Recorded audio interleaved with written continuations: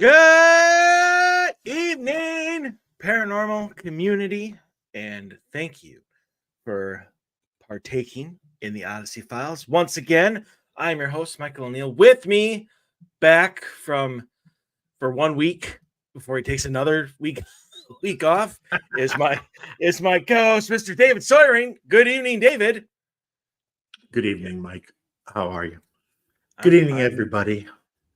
I didn't get the answer, and you just continued the question, how I'm doing isn't I even. I didn't figure you were going to answer. I'm sorry. How are you doing, Mike? I was going to answer. I always answer, and I'm very, very, very, very, very, very tired. Right. Yeah, I can understand that. Yes, it's from been the message you sent me earlier today. I won't repeat it, but I figured you were pretty tired. Yes, I am, and I don't care if you repeat it. I pretty much just said I'm so tired I don't want to move, and I'll intentionally just piss myself so I don't have to. I don't have to get out of bed. That is what you said. That is what I said, and I still feel that way, but yet I'm here. I have moved throughout the house throughout the day, but yeah, it was a very busy and long and hard day on Friday at work, to the point where I wanted to clean the house, or at least start, because the team was coming over yesterday, and couldn't even do it because my feet hurt so much I couldn't stand. I could not stand and move and clean. So I was like, okay, I'll just get up early and rest. And yeah, and then from the start at 7:40 in the morning all the way until we got done with the investigation and home at 2 a.m. It just was an entire day of just moving and running around and stuff. So yeah, did not want to move much today. That's okay. I wasn't up until 2 a.m. out running around, and I still didn't want to move much today. So yes, but that you actually have a reason for it, a good health reason, medical reason. I do have a good health reason, yes. Yep. So mine's just pain and laziness. Yeah. But anyway, excuse me, we've got a great show. Dave selected us to talk about the elevator game during the second hour. Yes. And that will either be in a very good discussion, or it's going to last 5 minutes. So and if it lasts 5 minutes, then it's going to be the shotgun approach of, well, what else is happening? As you hear us typing. Paranormal in the news. Paranormal in the news. Yeah. No, there's a lot to this elevator game and stuff. So we'll Dave and I have not talked about this, so I have no idea where he stands on it, and he has no idea where I stand on it. So it's not one of those yeah, we already agree, and we'll just one of us will throw out the point, the other will be like, you're right on, and we'll move on with life. But right, exactly. Yeah, so I'll have a quick discussion or a long one, but either way, it'll be good. But I wanted to start tonight, before we get to the mailbag, with a probably, more than likely, a complete coincidence, but the context of it and the timing of it is amazing. So I have 3 new investigators on my team. And last night, one of them had been with us previously on a case, and now we're starting to get into actually doing a lot of cases. Boom, boom, boom, and then 2 brand new investigators. And so I either like to go to the LeDuc Mansion, which we're going to be doing in a couple weeks, or to a spot that Dave and I know very well, the cemetery where I had my first investigation ever. And so we went there, and it was amazing, as always. But at one point in time, and I looked at my clock right after this happened, and it was 11:40. So I'm thinking it happened between 11:35 and 11:40 p.m. We're in the northern city, like north cities. Like you can't see the cities. We're probably, what is it, 20, 25 miles north of the north part of the cities. Yeah, I mean, from actual, like, if you were downtown St. Paul, it's an hour drive north. Yeah. So we're out in the middle of nowhere. Yeah, And and it's in the middle, literally in the middle of nowhere. Like, there's not even small towns around it, to be honest. It's literally like in the middle of nowhere. yeah. Yeah. I mean, they have some cities like within like 15 miles of it, but yeah, But you're and even those are small, though, is what I'm saying. So there's no light pollution at all. And when it's dark out, it's dark. yeah, absolutely. Yeah. 100%. Oh, yeah. So we're going about the investigation as normal.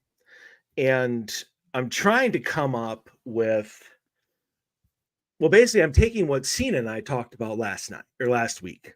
So if you didn't listen to that show, you definitely should go back and listen to that show because there was a lot of really great conversation and a lot of great information being shared. And so I tried to put it into practice. And it's pretty much like spirits can talk to other spirits.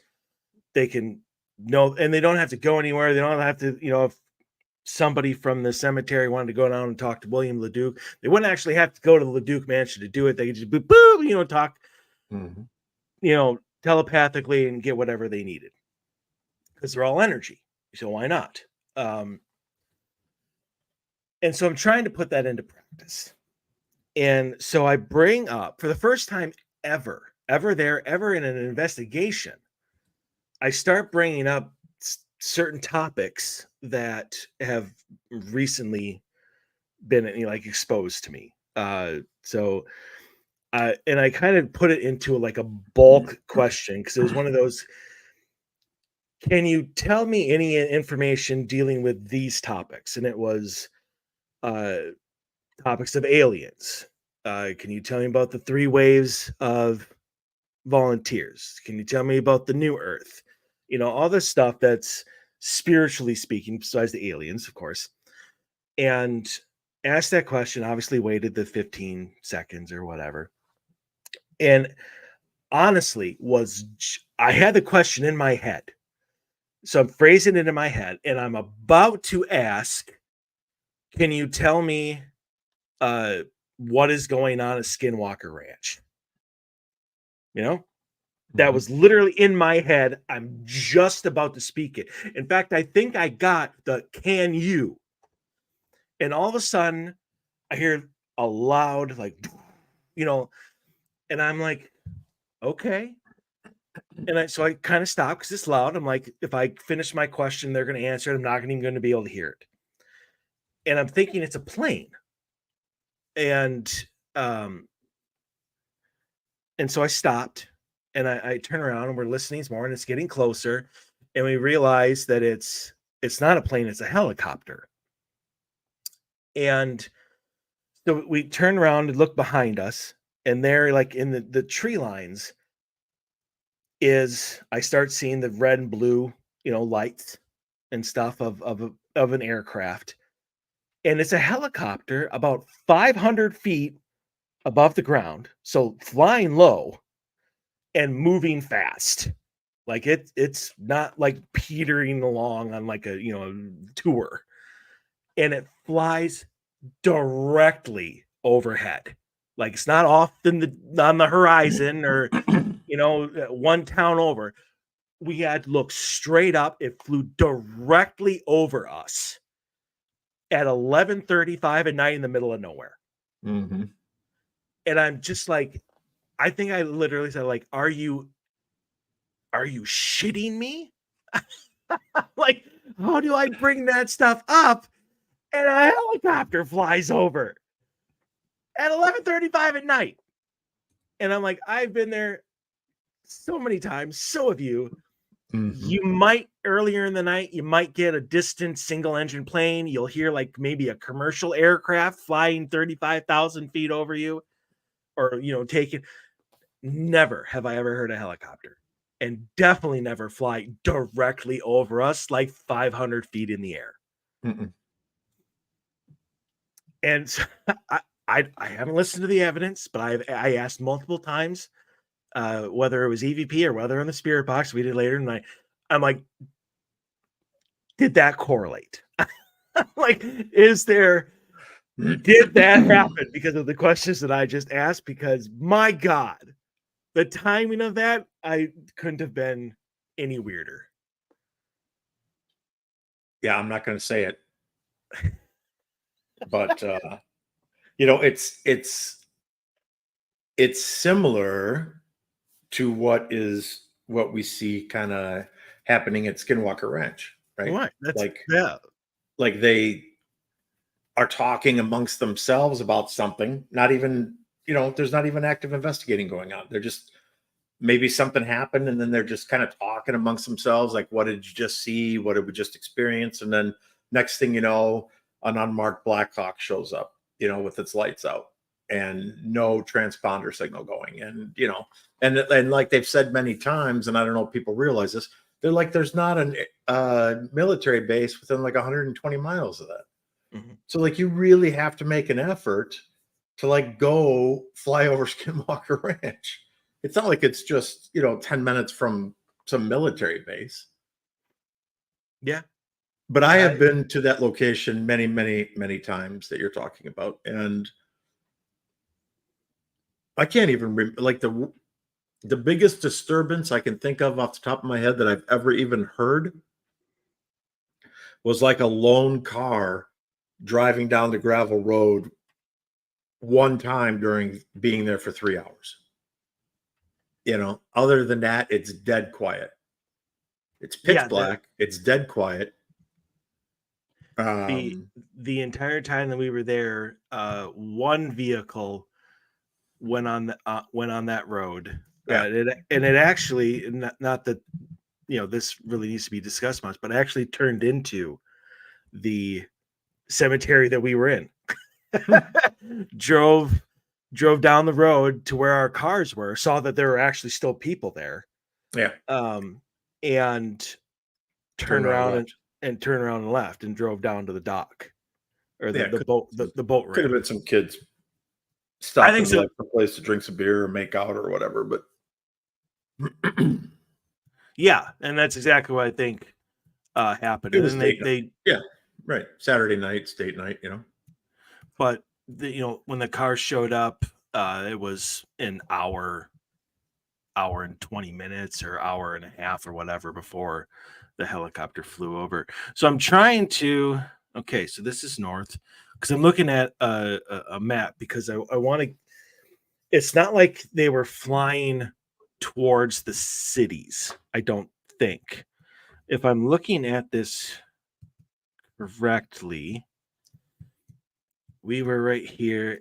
Well, the boat, the ramp would be due north of you. Yes. So if you were facing the ramp, that would be due north of you. So from this, it looked, the way it was traveling, it was coming from the northeast, traveling northwest, It seems strange. or traveling southwest. I'm sorry, did I say northwest? Southwest. Okay, Yeah, yeah, you said northwest. I'd say southwest less, like it was heading back down towards the cities. Either the cities, or yeah, like down towards St. Cloud. Gotcha. Um, so yeah, no idea. But I wanted to mention it. I told you obviously this morning, Yeah. and honestly, like on the audio, you will hear me be like, I might have to tell Dave about this before we even leave. I'm like, I'm just going to turn to my phone on and I'm going to send him a message before we even leave the cemetery. I'm like, That's funny. he's going to be so jealous. Yeah. I'm like, the juices will be flowing. Oh, I've had so many amazing experiences there. I can't even recount them all. I mean, it's just every time I go there, there's always something really cool that happens. Yes. And this was no different. This was it was an interesting night. Yeah. And Good. so anyway, with that said, I found it was interesting. Very, very interesting, just the timing of it. Yeah, very much so. So without further ado, let's get to the Odyssey Files is proud to present the mailbag. As Dave uses that 9 seconds to chomp on some stuff. Finishing up a couple French fries. No, I understand. Good job. All righty. So we got some interesting ones. I like these. So, story number 1: poltergeist advice. Looking for suggestions and recommendations. I've lived in my house for 4 years, and over the course of my time here, weird things have happened. Things moving, things going missing, and the stuff that goes missing is never mine. I'm a woman. When my ex-husband lived with me, it was always his stuff. And now my boyfriend lives with me, and it's always his stuff. Over the last couple weeks, the weird things have been happening more frequently, and it's things that haven't happened before. One of my dogs woke me up at 4 a.m., which is very out of character for him, going absolutely nuts. I went to check on him, and all my boyfriend's books on our bookshelf were pushed forward, and not in a way that would have been one of my animals. None of my stuff was moved. Earlier this week, I was hearing scratching in the walls, and I assumed that we maybe have an animal in the walls. But I did a super in-depth investigation and found 0 potential points of entry into the house for something of the size that the scratching would come from. When it happened, all of my animals were freaking out at the sound. Nothing of these occurrences seemed malevolent to me, but it's honestly unsettling and I want it to stop. I have saged already, and I was planning on getting some black salt tonight. But what else can I do?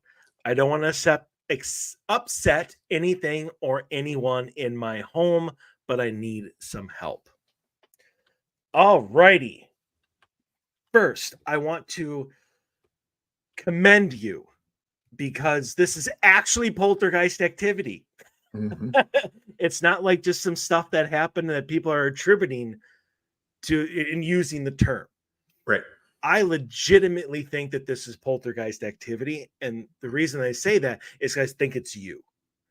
I think that your emotional state over the 4 years has developed this into a poltergeist. You obviously had some issues with your ex-husband. That's why he's now your ex-husband. And now you have a boyfriend, and I don't know, maybe you're having issues with your boyfriend. Not a lot of people who don't know about the paranormal would attribute, an argument or something like that into poltergeist activity. Like they just don't compare the two. So when they tell us about it, it's not part of the story. I think a lot of this is happening while you're asleep. The last line really kind of hits it home that you don't want to upset anyone, anything or anyone in your home, which means you're probably a people pleaser. And when people pleasers, they have a hard time expressing themselves because they don't want to upset anybody. And so all of that energy builds and builds and builds and turns into what you have now. And now this poltergeist is obviously set on your target, which is the men in your life. Mm-hmm. And might I just say, probably rightfully so. So my recommendation is, I please don't take this as anything, as you just need to work out your emotional issues. So I would suggest to see somebody about what is going on in your life that you can't express to other people. Do yoga, do anything that's like a stress reliever for you. And I think over time, all of this stuff will go away. If you stop feeding a poltergeist, it just shrivels into nothing. But if you don't, and if you leave it do it, sage isn't going to help because you are the one doing it. It's not a spirit. You can't just banish it away. In fact, I had a case once where it turned out to be a poltergeist, and we kicked it out of the house, and we told our client what was going on, and before we were even out the door, it was already coming back in. Mhm. So yeah, that is my advice to you is deal with whatever emotional issues you have that are stressing you out uh in any way that you can. Talk to somebody, exercise like a yoga, whatever, and I think in quite quickly this will shrivel up and stop happening. I agree with you. I think that time is of the essence here It's getting more because if powerful, I agree. Yeah. yeah, so if you let this continue and let it go, it could potentially get to the point where it kind of starts having its own self energy, and that's not certainly not what you want to have happen.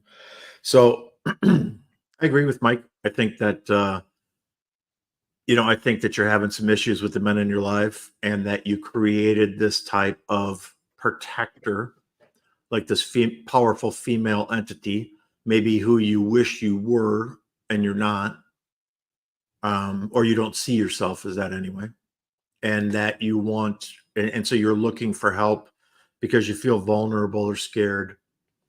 So I think the best thing here too is go get some psychiatric help, deal with these problems, get them off your chest, talk to somebody who can listen and have some idea of how to help you. Um, I wouldn't necessarily keep turning to things like sage and black salt without going and seeing a psychiatrist, or at least some type of mental health therapist, and just talking things out and seeing if that doesn't decrease the energy. But if it's getting to the point where you're manifesting things that your animals are losing their minds over, it's getting powerful, Hmm. and you need to be very careful. So seek out some help. Don't just rely on things you read about on the internet. I would imagine most people don't even understand what black salt is. They just think it's a seasoning. Um, That's what I've heard, honestly, but that's okay.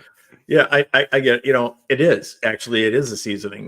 There is black salt, comes from Hawaii, and it's volcanic salt, Mhm. which has the black ash in it and has a totally different flavor. And it's made specifically to provide a certain type of flavor profile with food. But that's not the black salt she's talking about here in this story. Um, so go get some help. Try to, repair your relationship with the men in your life, with your ex-husband if you can, and with your boyfriend if you're having issues. Try to work things out, and I think that I think you'll be okay. And I agree with Mike. I think this poltergeist activity will stop, and I think that the energy that's fueling this will just kind of slowly decrease in its size and frequency until the point where it's just not there anymore. It's just going to disappear. It'll be absorbed back into the ether. Hmm.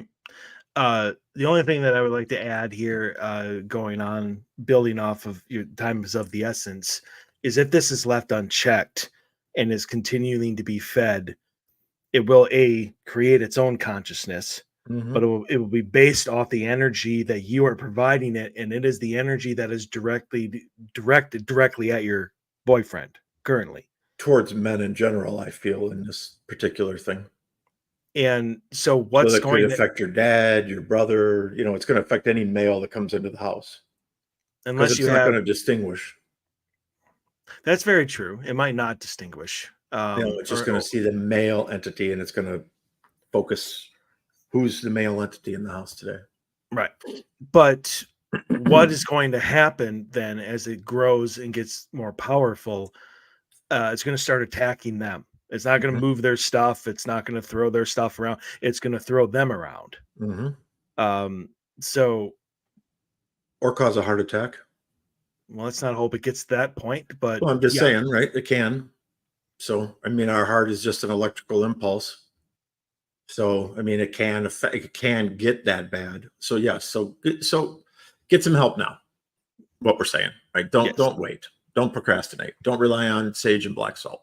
yes, Two exactly. great tools to utilize if there's something very minor and superficial happening, not what you wanted. Don't use those as your crutch with something that's potentially gathering energy and strength. So, Mhm. okay. So number 2, what information do you guys have on the people who watch at night? Hi guys, do you have any information or knowledge about the people who watch at night?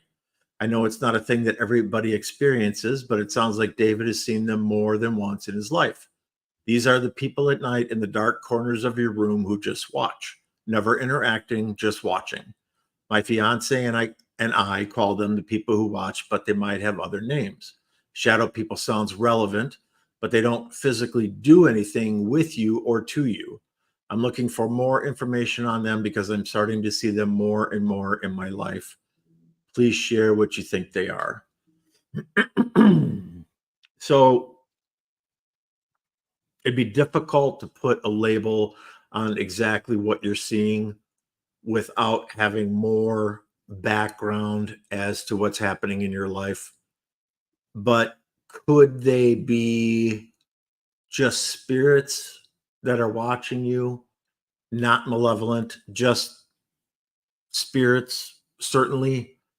Um, I get the creep factor that if a loved one comes to see you, you'd rather see them during the day sitting at the kitchen table having coffee versus standing in the corner of your bedroom at night. I don't think that's a self-chosen type of thing. I'm not sure that it is, to be honest with you.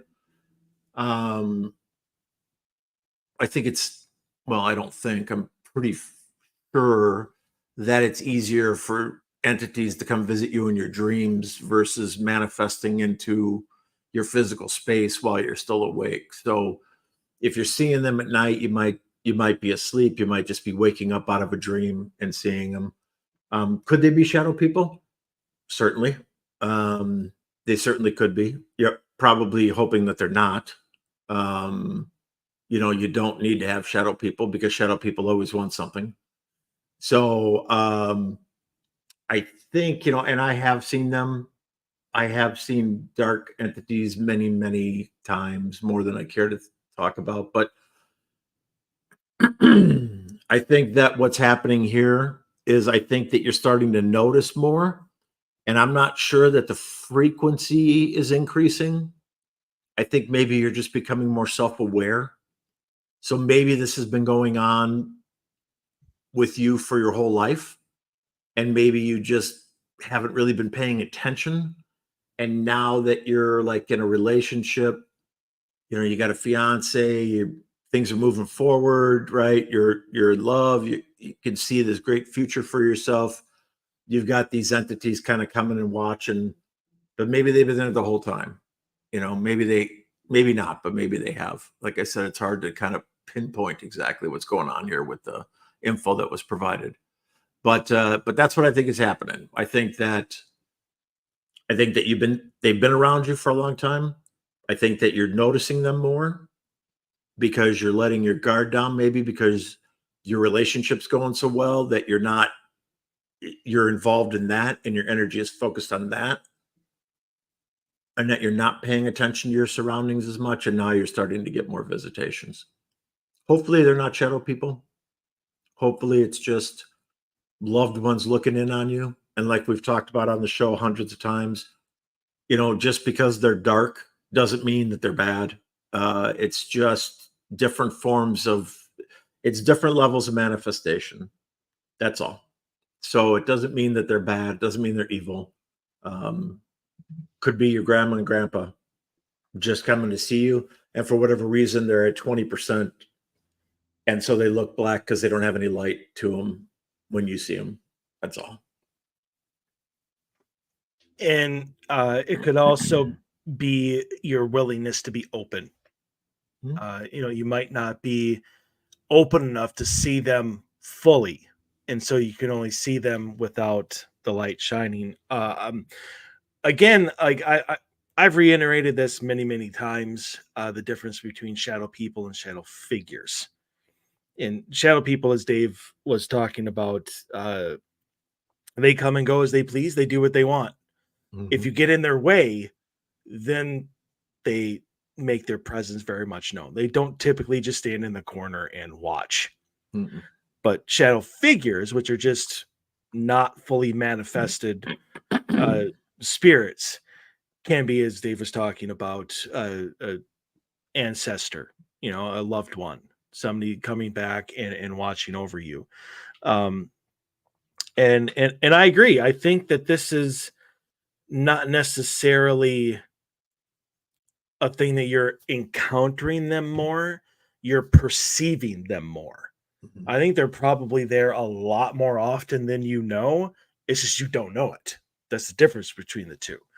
And now, because you're becoming more aware of them being around, you're looking for it more.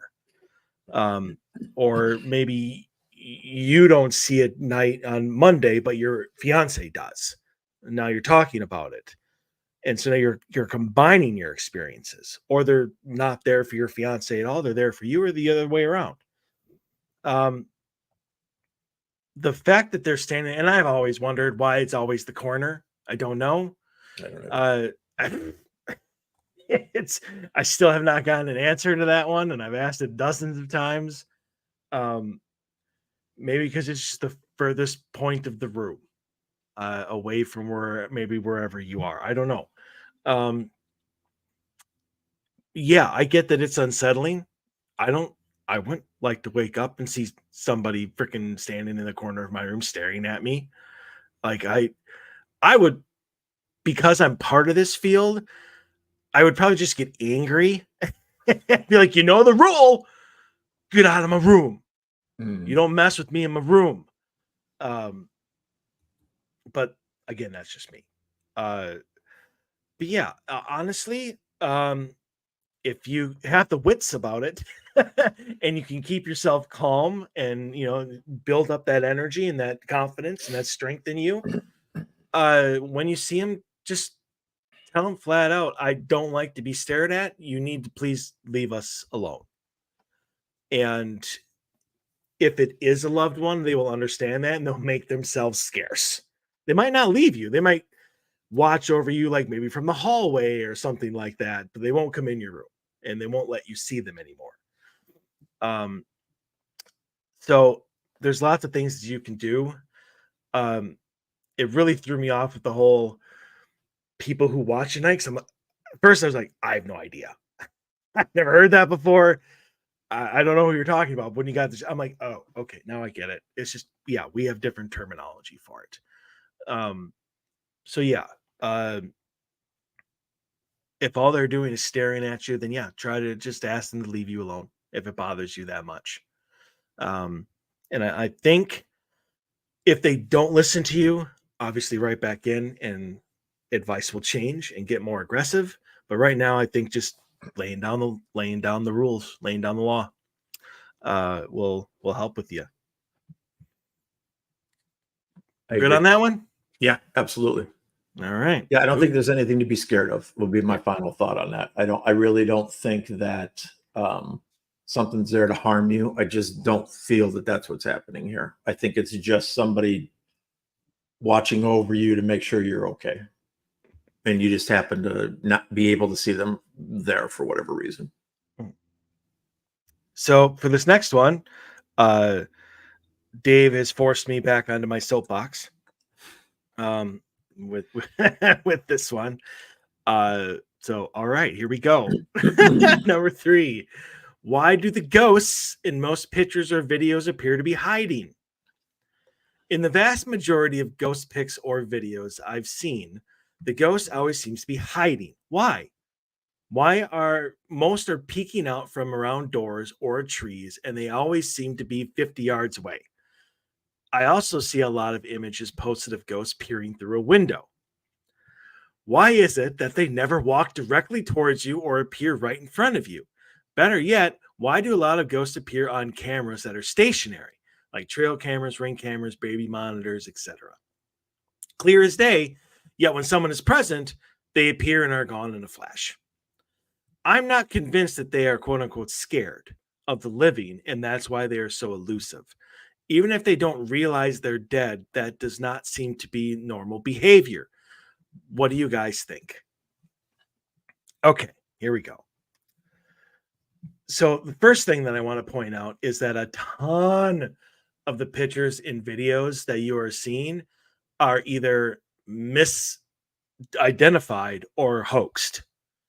And so they're created for that specific thing. And I know Dave knows the story is coming because we still laugh about it.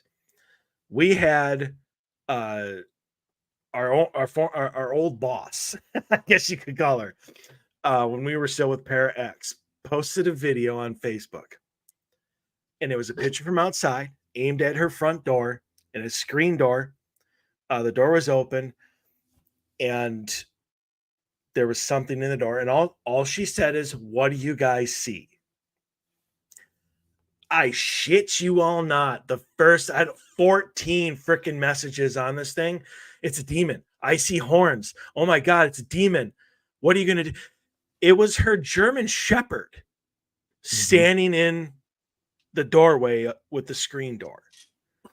And I knew that immediately. I was just like, that's her dog. People see what they want to see. Right. So when you talk about people peering out the windows, I will guarantee you 95% of those videos you're matrixing. It's smudges on the thing, or it's an actual person actually peering out the window. I see so many pictures that people post, teams and fans of the paranormal. They like, oh my God, look at this. I'm like, that's just smudges in a dirty window. You're matrixing what you want to see. And honestly, I mean, that's why people put in their comments, do you see the face in the window? You're already pre-led to believe that that's what you're going to see. Which is why I loved what Rebecca did. And she was like, just not saying anything. It's just, what do you see? That's it. No, there's a face here. My dog's in. I mean, I think if she would have put my German Shepherd is looking out the screen door, everyone would have seen the German Shepherd as it should have been. Right. And if she would have said, I think there's a demon staring at me from the door, everyone would have seen a demon. They did that anyway. So the thing about that's the first thing that you need to do and realize is that a lot of what you are seeing is either hoaxed or misidentified. And you're pretty much at the mercy of what the person who posted it wants you to believe. And so you got to be careful about that. So but you're not wrong in the fact that spirits tend to peek around the corners and not so much like around trees, but what do I know? And I think that's just because they're giving the living their space. They don't want to interrupt them because then we have to be called in. And it's just drama after that. And honestly, if they don't know they're dead, that's when they're going to appear in front of you. Because to them, why wouldn't they? It's the intelligent spirits who know what is going on and don't want to interfere with the lives of the living. They want to be in that house, but they don't want to interfere with your enjoyment of the house. So they stay away.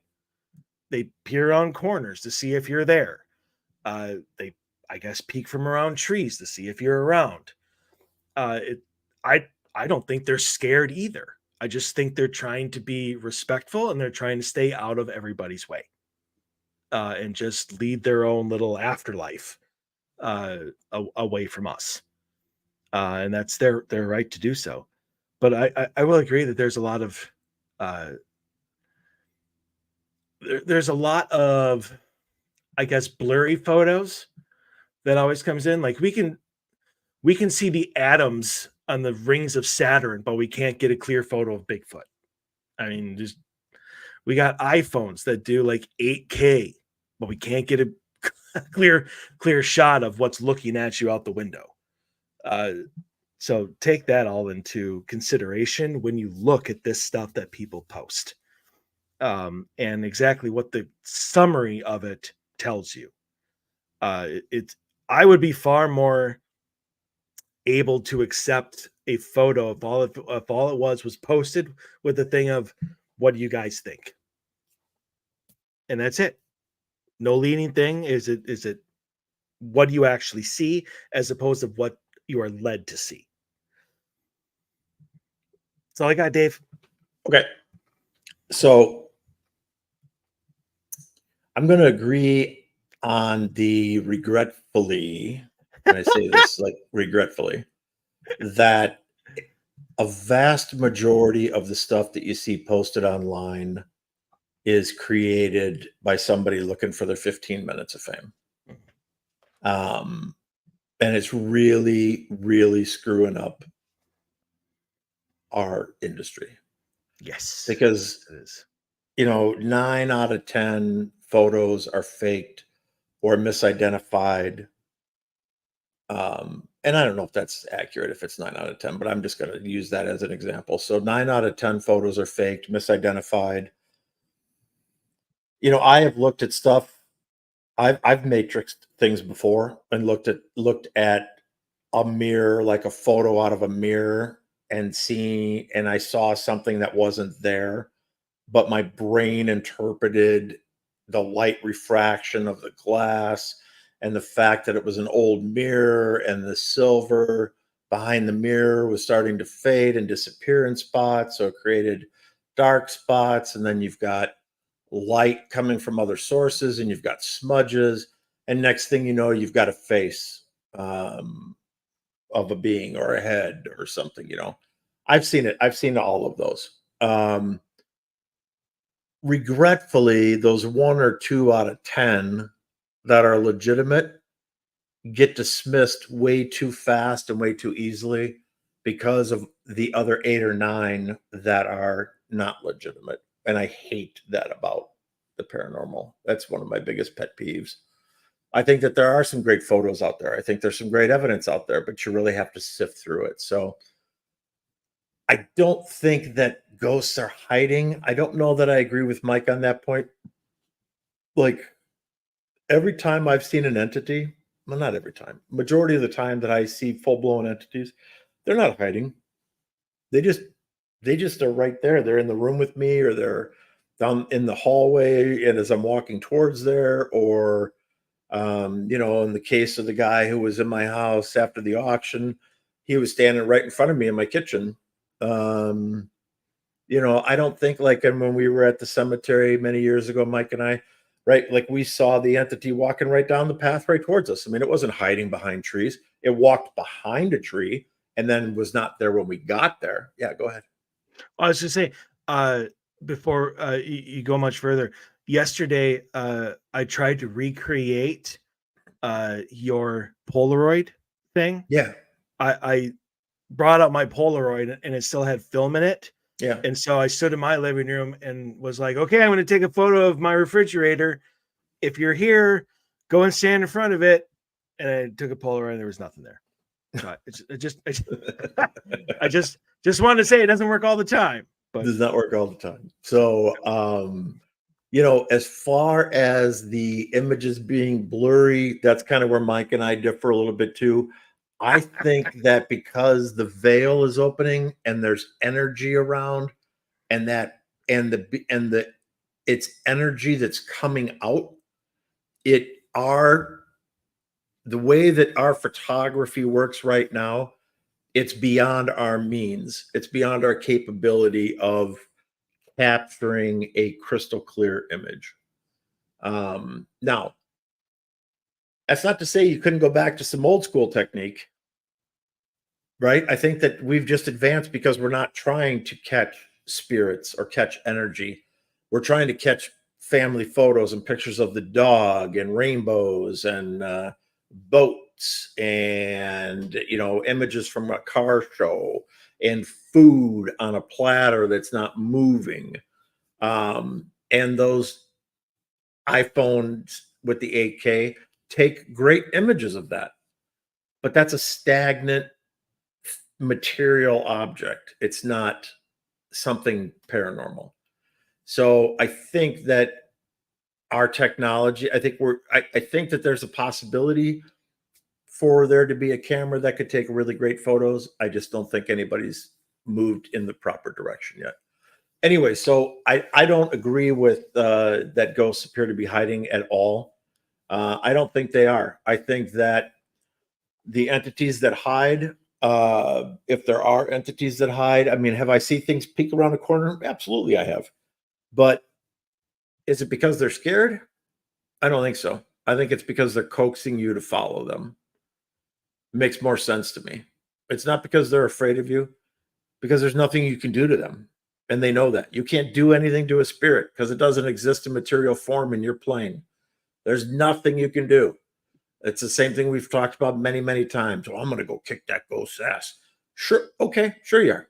Yeah. Go ahead. Go beat it up.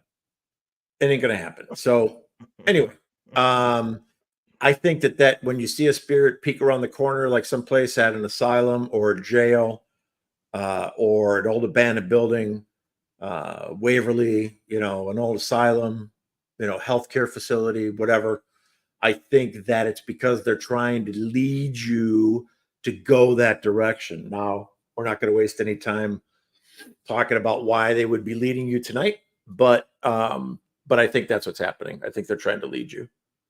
So that's all I got on that one. Okay, number 4. Where's my wallet? Hey guys, I'm a new listener and I've heard you talk about strange activity like this, so I thought I'd share my experience. So this happened a little over a year ago while I was still living with my parents. I just finished getting ready for work, grabbed my phone and went to grab my wallet, but it's not where I remember leaving it. I start looking in the usual places I keep it and I don't see it.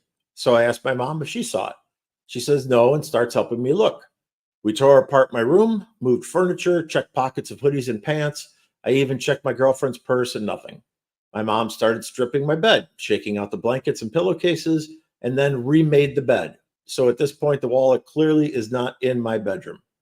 We go check the sunroom. I come in and out of the house through that room. So maybe I put it down with my keys, but we don't see it. Now I'm late for work. I decide to give up looking for now as I need to leave. And my girlfriend tells me she'll look for it when she gets back from the doctor's. I go in my room to grab my hat so I can leave, and the wallet is sitting dead center middle of my bed.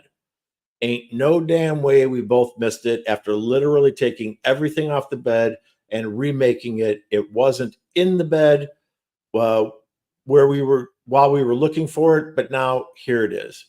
I don't know how to explain it, and I'm wondering what you guys think. This is a classic example of like a prankster type of spirit, I think. It's just somebody messing with you. It could be a friend. And when I say prankster, it doesn't mean bad. So don't go like all of a sudden it's like some sort of like evil entity.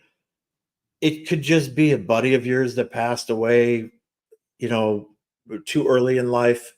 Or if your grandpa was known to play practical jokes, or anybody like that in your lifetime uh, that like to do stuff like that, just mess with people. I think that a majority of the time that's what's happening there. Like when you put your keys down, and I've had this happen to me, I put my keys down in the same exact place every single night. And then I would leave, get up in the morning plenty early. I'm not rushed. And I go to leave and my keys aren't there. And there's no way that they're not there because I've been putting them there for years. So, I think that it's somebody just playing a joke with you, somebody just messing with you.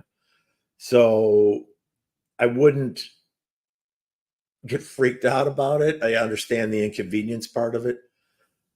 If it's bothering you, I would say that you just claim your space on this one and you just say, hey, look, that was really funny the other day with the wallet, but you made me late for work.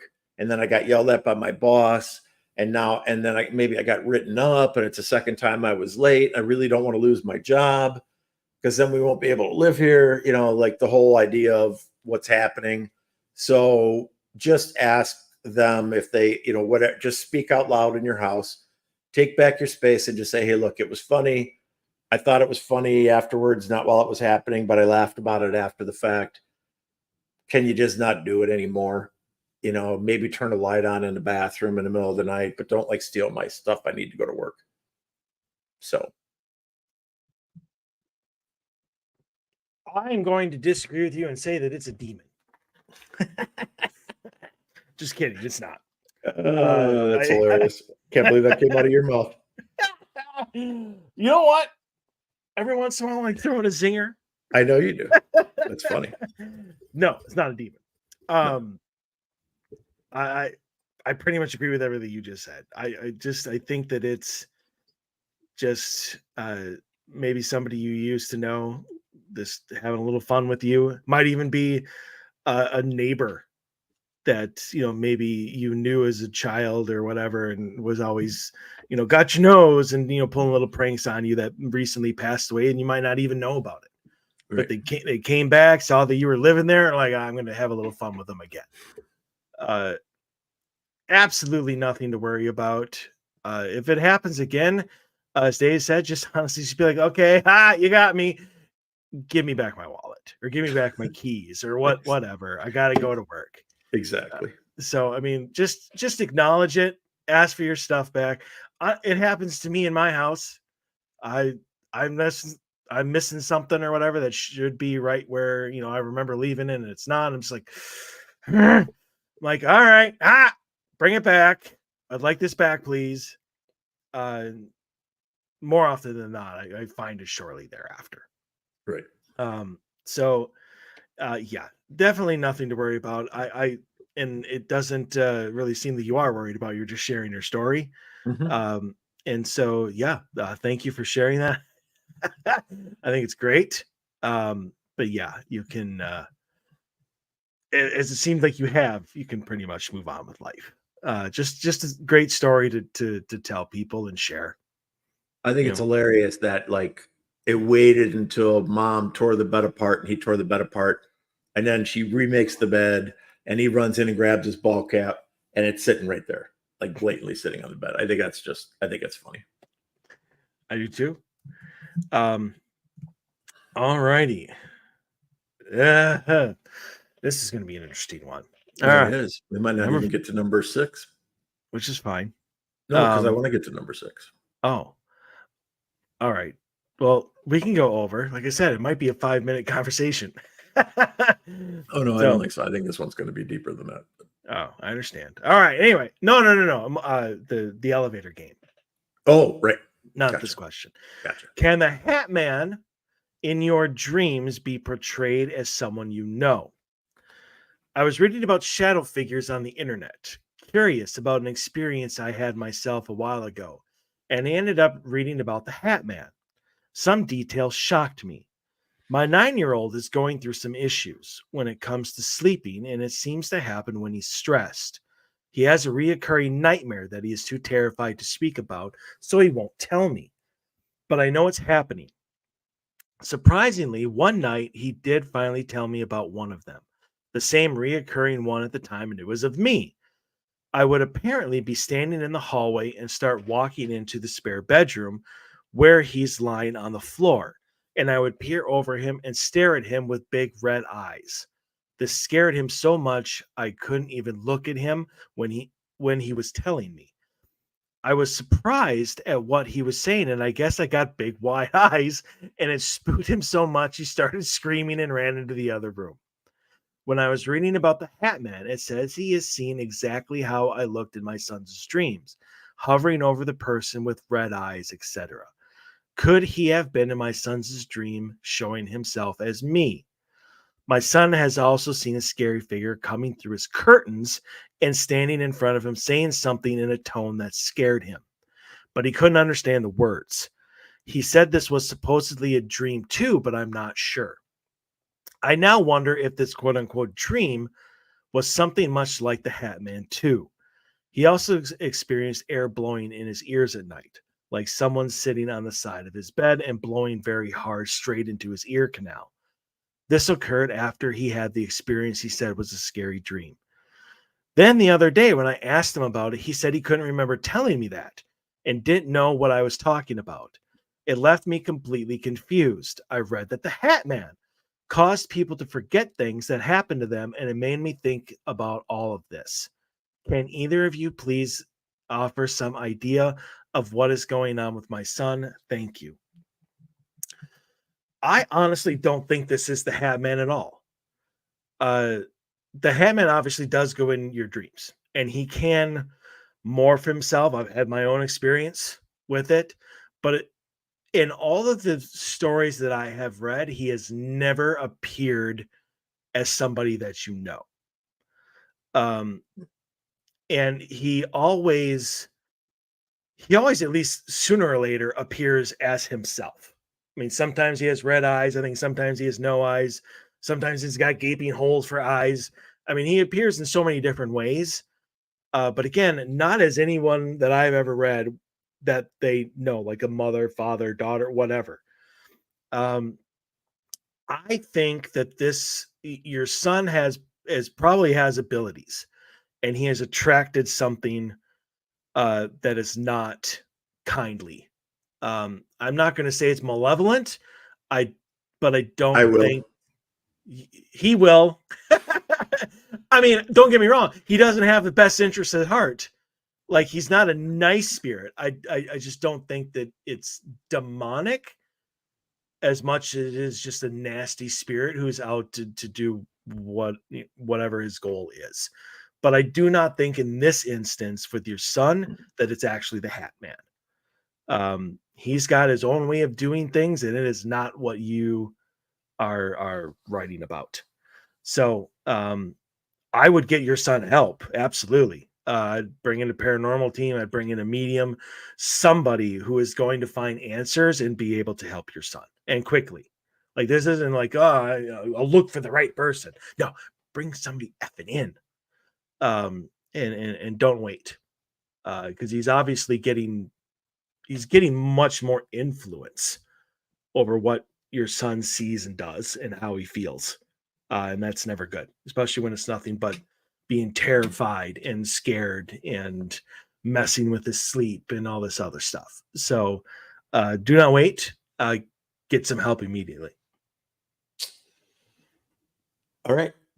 I'm not going to use the word demon, but I am going to use the word malevolent. All right. That's fair. Malevolent doesn't Um, necessarily mean demonic. So that's I true. get that.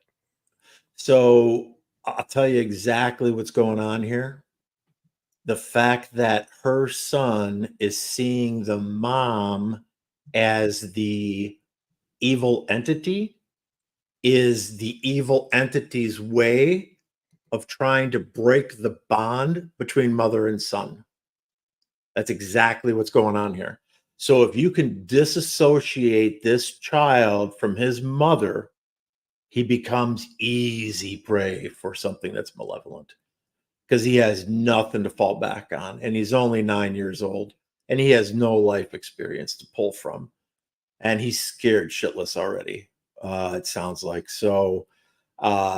The worst possible thing that could happen here would be not to get help immediately in this case. I don't think psychiatric help or a therapist is what you need here. I think what you need here is you need to get somebody who's qualified, who's a really good, renowned psychic medium in to the house, find out what's going on, have them read the energy in the space, and then I hope that you have some sort of faith. I hope you're Christian or whatever, Buddhist, I don't care what you are. I hope that you have some sort of faith in a power and a being higher than yourself. And this is exactly the type of situation where religion comes into play. So I would definitely get a leader of your religious faith in this house as soon as possible. Have him bless the house, have him bless the land and the property, have him bless your son, and leave some sort of religious objects behind that can be displayed in your house, showing this entity that it's not welcome, it never was welcome, but that now, if it doesn't leave on its own accord, it's going to be removed. And I think that you need to do this sooner than later, as in, and when I say sooner than later, I mean like probably Tuesday. Um, I would not wait. I wouldn't wait another week. If this was my kid, I would have already I would have already been in full blown this has to get addressed right now type of mode. Um, this thing's starting to do things like blowing into his ear. He's feeling manifestations of in the real realm of his life from something that doesn't exist in the real realm of his life. So I don't think it's the Hat Man. I agree with Mike. This is not the Hat Man. I get it. You went online and started reading stuff and you were trying to put a label on it. Totally understand. This is not the Hat Man. So you could just abandon that. This is not the Hat Man. This is a malevolent entity that's coming after your kid.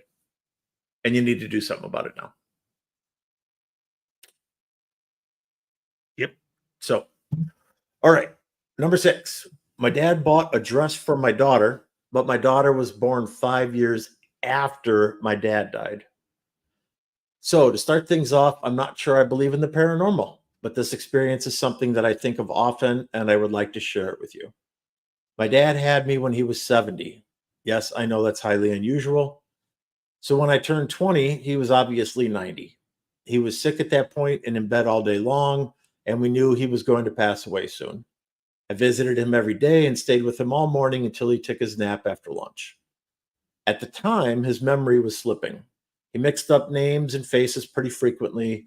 A week before he died, he told me that he had bought me a dress and asked me to get it from his closet. His caretaker came to look with me. My dad told us where to look, and we found a little girl's blue dress that was sized 3 to 6 months. I told him he must have bought it for one of his grandchildren or as a gift for somebody else. He insisted that I had to take it, and he kept saying, "It's for her. It's for her. Now take it home." Which at the time I thought that it was for me, referring to me as her, as he didn't maybe understand who he was talking to. That day, I told him multiple times that this dress was not for me, but he absolutely refused to listen. I took it home and I never saw it again. I shoved it in a drawer and totally forgot about it. Approximately 1 month later, my dad died. I moved on with my life and I got married. Years passed, and last January, I had my first baby, a baby girl. In April, my daughter turned 3 months old. One day, as I opened her closet to pick out an outfit for the day, the dress my dad had bought was hanging there, right in front of me, and it still had the price tag on it. Our cleaning lady said she found it somewhere in the room and hung it in there. I honestly don't know where she could have found it, as last time I saw it was literally 5 years ago. I think it's even stranger that the dress only showed up when my daughter was 3 months old, which is what the dress size is. I was the one who packed everything when I moved out of my mom's house, and I was the one who packed everything again when we renovated our new house with my current husband. I never saw that dress other than the day my dad gave it to me many years ago. I know this might be a foolish thought, but I think he bought it for her. As insane as it may sound, I think this dress was for my unborn daughter. What are your guys' thoughts? I think you hit it right on the head. 100%. Ooh, And I'm nice. and I'm sticking with that. 100%. Well, you should, because you're right. Yeah. I think that your dad, even though he was starting to slip as he was passing away, knew that he was going to have a granddaughter that he would never be able to see, or great granddaughter, whatever, that he would never be able to see, and he'd never be able to meet her, and he wanted to get her something. And that little blue dress was what he wanted to get her. And the fact that it showed up back in your life after you abandoned it is, to me, proof positive that the paranormal exists. That dress showing back up in your life at the exact time that it's going to fit your daughter is the epitome of something manifesting that was meant to be. That dress was meant to be in your life, even though you discarded it, even though you never saw it again, even though you never packed it when you left your mom's, and you never saw it. And I'm sure, and you think about this, right? Your daughter's 3 months old. You're the one who's putting all the stuff in her closet at home. You would know if it was in there because you're the one who's hanging everything in there. The fact that it shows up right when you open up the closet door and it's right there in front of your face, that is just a sign from the other side that your dad wanted you to know that when he bought that dress, he bought it for your daughter, knowing that you were going to have a daughter and that he was never going to get to meet her. I honestly don't have anything really to add. The only thing I guess I could throw in a little bit more context is obviously as we get near to our end, we start seeing things more from the other side. Yep. Usually it's loved ones, we see them hanging around our bed and stuff like that. But honestly, if you believe the whole we live our lives past, present, and future all at the same time, I mean, he could have easily have gone forward and saw the fact that you were going to have a daughter. Mm-hmm. And so he arranged it that as soon as she was old enough to wear a dress like that, he bought it for her. Obviously in his mental state, he couldn't say it in a way that made sense to you. He couldn't say it's for your future daughter, whether you would have thought he was nuts for sure. Well, there's that too. So Yeah. I mean, it's just the whole it's for her. Maybe to him you should have already known. He might have thought you already had a daughter. Right. That she had already been born. But yes, I fully agree with you, Dave. I definitely think that the father knew ahead of time that she was going to have a daughter and bought her the dress. All right. Well, that's a good story to finish on. That's a great story. Positive. Yes, very, very much so. All right. Moving into our main topic. Dun, dun, dun. The elevator game. The elevator game. So, do you want to tell people what the elevator game is, or do you want me to? I can. Go ahead. So, the elevator game. It's an urban legend that appeared to have originated in Korea, as the earliest records of the elevator game were written in Korean. Rules of the game began circulating online after the death of Elisa Lam in 2013. In case anybody doesn't know who Elisa Lam is, if you want to take a look at the weird, strange, and I will say it was very strange what happened. Anyway, so it is online. It is documented. There was a documentary done. I know there was some paranormal teams that investigated after she had passed. It happened at the Cecil Hotel in Los Angeles. So you can go look all that up. But the theory was that she died because she had been playing the elevator game. So even though I usually don't do this, I'm going to kind of tell you what the elevator game is. Don't do it. Let's just start with that. Don't do it. Should we not do it? No. Don't do the elevator game. Right. Yes. Oh, 100%. Twice in one show. 100% don't play the elevator game. All right, continue. So, in order to play the elevator game, you can be the only person on the elevator. If somebody gets on the elevator at any point during the game, you have to start over. So, that said, you board the elevator on the first floor. Oh, and it has to have at least 10 floors in the building. You board the elevator on the first floor and press the button to go to the fourth floor. When the elevator gets to the fourth floor, you do not get off. You stay in the elevator and press the button to go to the second floor. When the elevator reaches the second floor, again, you do not get off, and you press the button to go to the sixth floor. At the sixth floor, you stay in the elevator and press the button to go to the second floor. When you reach the second floor, you stay again in the elevator and press the button to go to the 10th floor. At this point, people have claimed to have heard a voice calling out to them. It's important that you do not answer or acknowledge the voice in any way, shape, or form. When the elevator reaches the 10th floor, you stay on the elevator and press the button to go to the 5th floor. On the 5th floor, a woman may board the elevator with you. Some people say that she is a stranger. Others claim that she bears a resemblance to somebody from their past. Either way, do not acknowledge her in any way, shape, or form. Do not even look at her. The woman is not a human.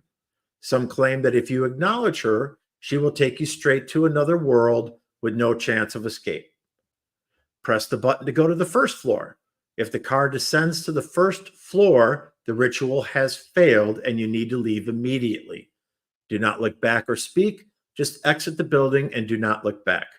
However, if the elevator ascends, the ritual has succeeded and the car will rise to the 10th floor. This is your last chance to back out of the game. If you decide you don't want to continue, press the button for any floor besides the first or 10th floors to cancel the game. When you reach the 10th floor, you can choose to leave the elevator or stay on board. If you choose to exit, the woman who entered on the 5th floor may ask you where you're going. If so, do not look at her or answer her in any way, shape, or form. Just exit the elevator. It is said that at this point, you will find yourself in another dimension, sometimes called the other world, where electronics don't work and everything is dark, save for a bright red cross that may be reflected in the window. Do not lose sight of the elevator you arrived in. It's the only one that can take you back safely. If you didn't leave the elevator, you can press the button to go to the first floor.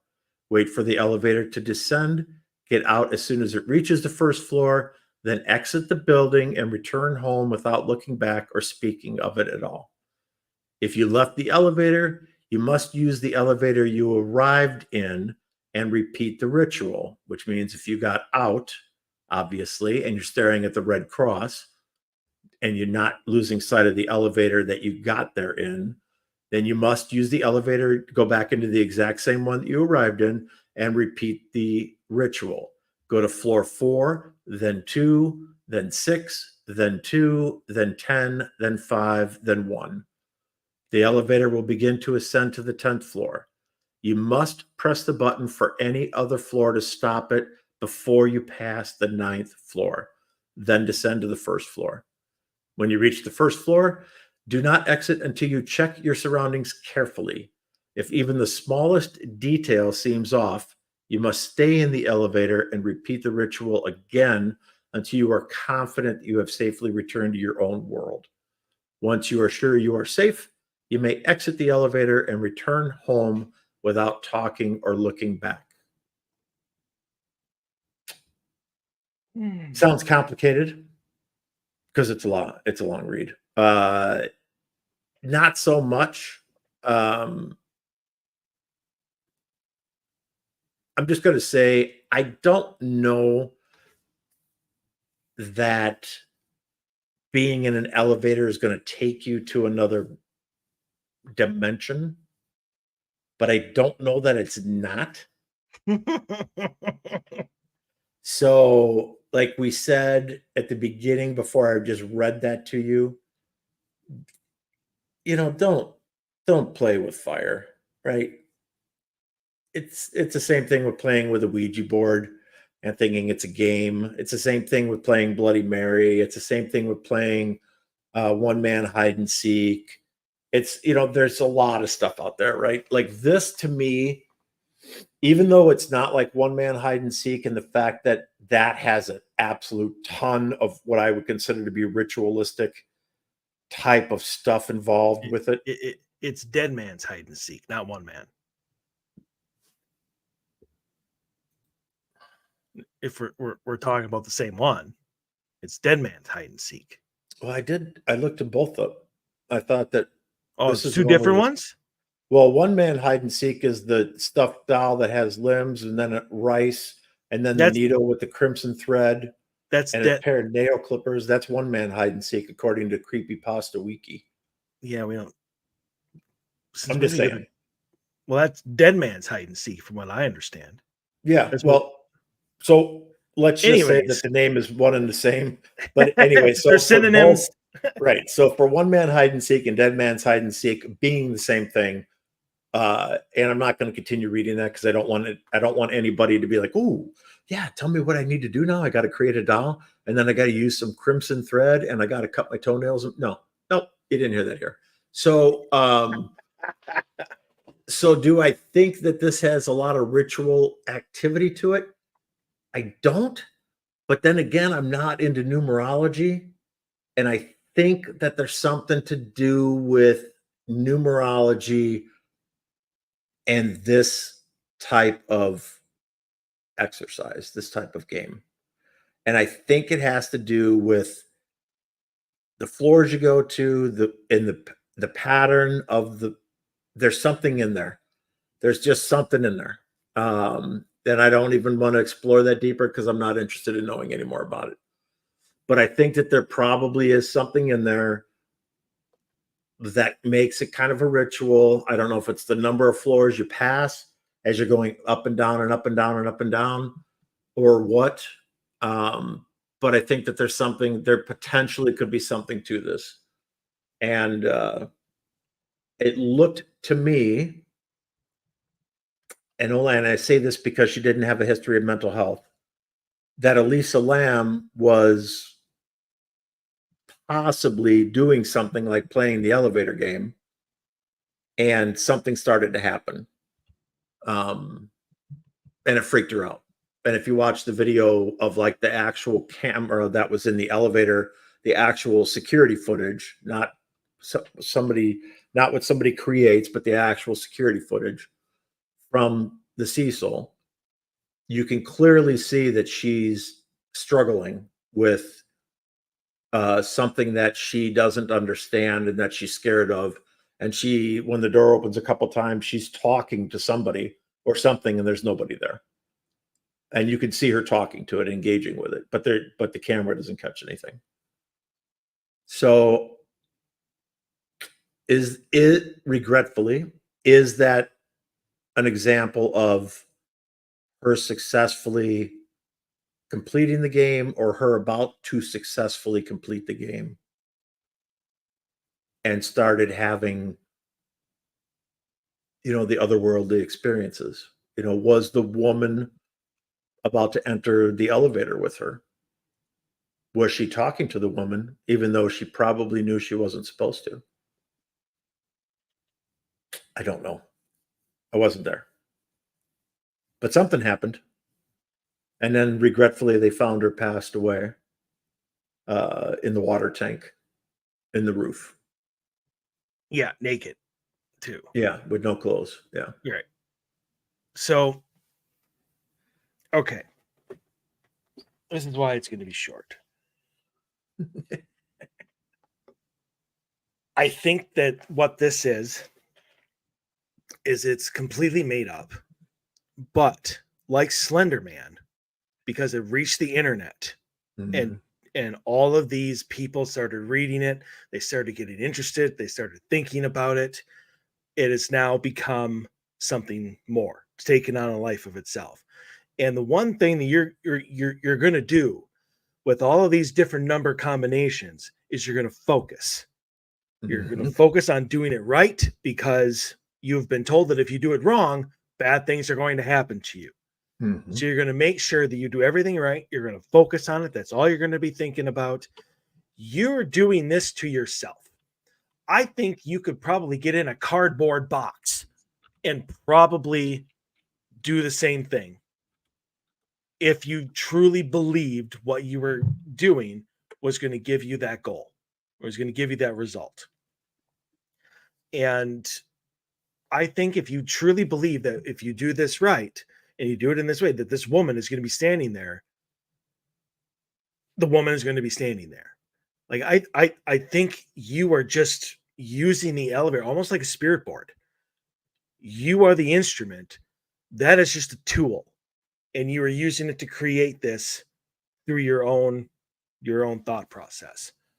And I actually did, because you mentioned numerology. So I actually just typed in numerology and then the numbers in Yeah. row, and came up with zilch. I Okay. don't th- I don't think, I mean, obviously those numbers individually all have their own meaning to them, but there's nothing that puts them in that order. Right. Um and not and the thing that I had, like, it had like number 2 is cooperation, number 4 is organization. Like there's nothing really to it No. that would lead. So I honestly believe that this is somebody's got high on a Saturday night and decided to create this shitstorm that they then put out into the world. And um, I think it can be real if you believe it is. And like I said, this is like the Ouija board. It's just a moving Ouija board. It's all it is. Except instead of inviting spirits to come and talk to you, you're bringing yourself to them. And it absolutely is dangerous, 100% dangerous. Uh, because if you do in some way get into these thought processes and move yourself into another dimension and you forget the slightest thing, you probably will disappear. Mhm. Um, I don't think that Miss Lamb is a victim of the elevator game, because in no story that I've seen and nothing here does it say you will end up dead naked in in a top floor water Yeah, tank. cistern, right? Yep. Right. Agreed. I definitely think that this is just foul play. I hope they solve it and figure out what happened. Or whether it is suicide. Maybe she did have some sort of mental breakdown. Maybe she got possessed somehow by a spirit and was driven to commit suicide. Uh, Well, you know but that that location is notorious for having suicides and tons of suicides, serial murders. killers taking up Yeah, roost there, and I mean, exactly. I mean, so if she a was in lot of dark somehow energy in that hotel. if she and somehow wasn't able to protect herself and had abilities that maybe people Mhm. just didn't know about, it's like the Hotel California or The Right, Shining. I right. mean, the not the kid himself, obviously, but the husband was driven obviously insane by the spirit. I mean, obviously that's a story. I understand that, but who's to say that that's not what happened here? And she was driven insane by the energy of the place, and the only way she managed to get out was to commit suicide. Right. Um, the Hotel California, you can check out anytime you like, but you can never leave. Mhm. I just think that somebody on the internet decided to be like, let's give this gain credence and credibility, and we'll use this tragedy and say that she was playing it. She did it wrong. And there's even, I just actually read a story because I wanted to have like, not only did I want to know what the game was, I wanted, maybe there's stories out there of people who quote unquote played it. And so I started reading like this long story about this thing that was doing it. And he really lost me though when he said he played the game in reverse. He put the floors in reverse. And I'm like, yeah, well, that right there is wrong because that's not how you play it. You have to Right, do it in the same order, not in reverse order. right, And then the story ended with him not getting out. So I'm like, well, that would be the first sign that this was a made up story. right. Because obviously, if you don't make it out and the How the hell story do you just, write the story? how do you write the story? Mhm. Um, so I mean, but all of the people who write these stories give it credibility to people who aren't looking for that plot hole. All they're doing is reading it for this entertainment value, and then they're like, "Oh man, I'd like to have an experience like that." No, you wouldn't. People, I don't think that people understand what they wanna have. I don't think they think it through, No, no, they don't. totally. As and then sometimes, regretfully, you do something, uh, that you can't back out of, Mhm. you know? And then that's when you're screaming and crying and laying in a fetal position in your own urine, uh, and there's no way out. So, I've been saying this for decades. Careful what you wish for. But I do agree with you that this certainly could have just been like like Slender Man obviously was a story written on creepypasta. He doesn't exist, or he didn't exist. Um, but does he exist now? I don't know. Is it possible that he does? Absolutely, because there's been so much energy put into that story. Mhm. There's been so much energy, so many thousands and tens and hundreds of thousands of kids have believed that and investigated it and went and tried to find them and went in the woods. And, even if you're just going there scaring each other, you're releasing a ton of energy when you're doing that.